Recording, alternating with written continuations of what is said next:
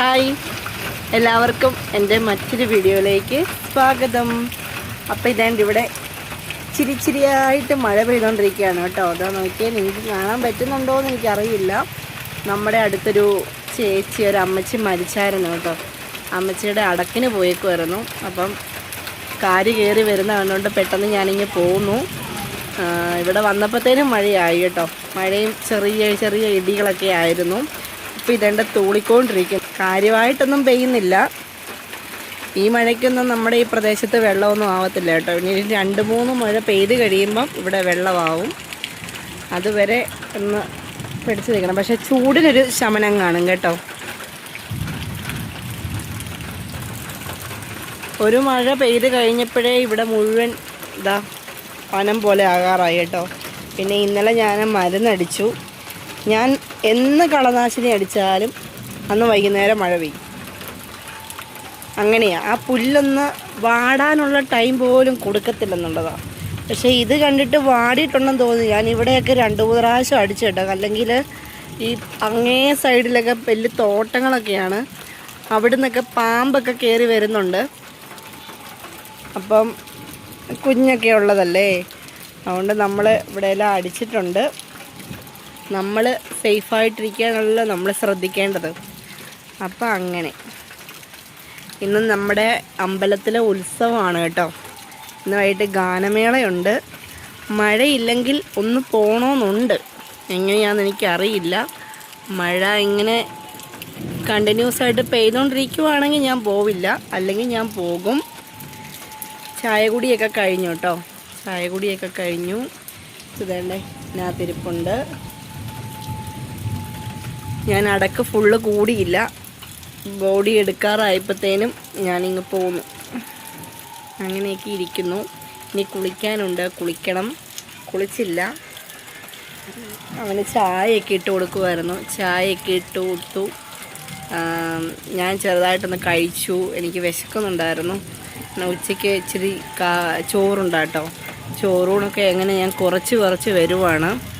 അപ്പം വീട്ടിലിരുന്ന് വണ്ണം വെച്ച് വരുന്നു. അപ്പം ചോറൂണിച്ചയൊക്കെ കുറച്ചു. അങ്ങനെ ഇരിക്കുന്നു.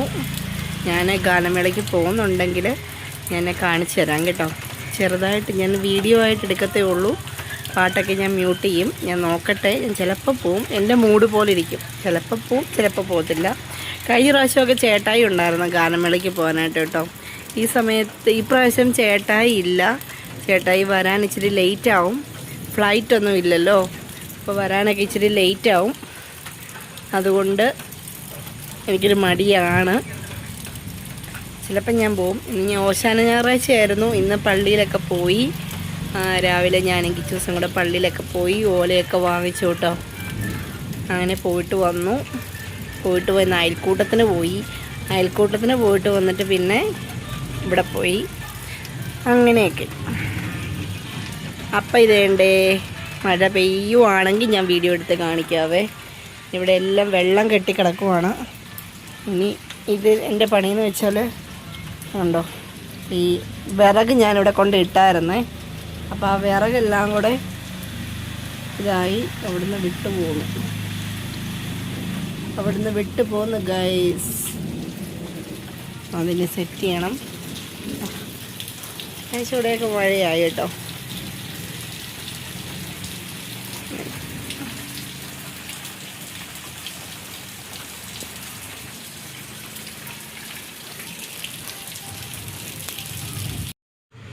ഗൈസ്, അപ്പം ഞാൻ പറഞ്ഞില്ലായിരുന്നോ ഉത്സവത്തിന് ഗാനമേളയുണ്ട്. അപ്പോൾ അത് കാണാൻ പോവാന്ന്. അപ്പം ഞാനും കിച്ചൂസ് അവിടെ എവിടെയോ നിൽപ്പുണ്ടല്ലോ കിച്ചൂസ്. ഇവിടെ ഇരുട്ടാണ് കേട്ടോ, കറണ്ടൊന്നും ഇല്ല. അപ്പം നമുക്കൊന്ന് പോകാം. ഓക്കെ, പോയിട്ട് വരാം. ഞാൻ അവിടെ എന്തെങ്കിലുമൊക്കെ നല്ല പരിപാടിയാണെങ്കിൽ ഞാൻ കാണിക്കാം, ഇല്ലെങ്കിൽ ഞാൻ കാണിക്കില്ല കേട്ടോ. അപ്പം നമുക്ക് പോകാം. ഇപ്പം സമയം 8 മണിക്കാണെന്നാണ് പറഞ്ഞത്. ഇപ്പം സമയം 7:30 കഴിഞ്ഞു. നമുക്ക് പോകാം.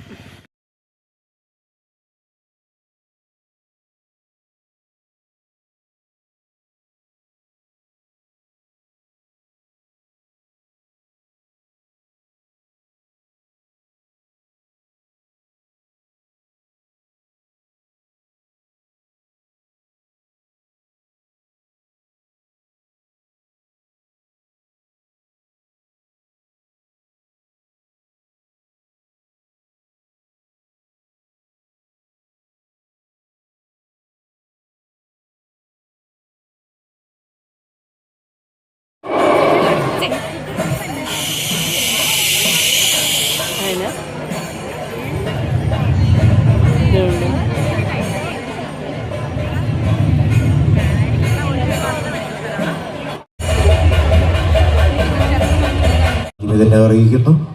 ഞങ്ങൾ സാങ്കേതികമായി വളരെ നല്ല രീതിയിൽ ഞങ്ങളോട് സഹകരിച്ചു കൊണ്ടിരിക്കുന്ന SK സോൺസിനും അതിന്റെ മുഴുവൻ പ്രവർത്തകരോടുമുള്ള നന്ദിയും സ്നേഹവും ഈ അവസരത്തിൽ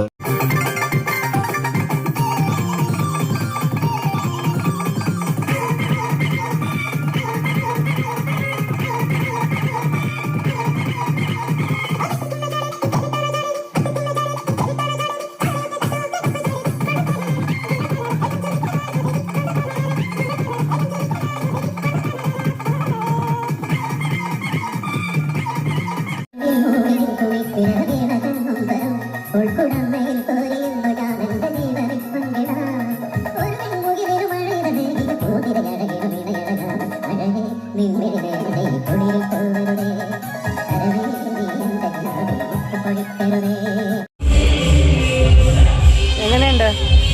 സൂപ്പറാണോ?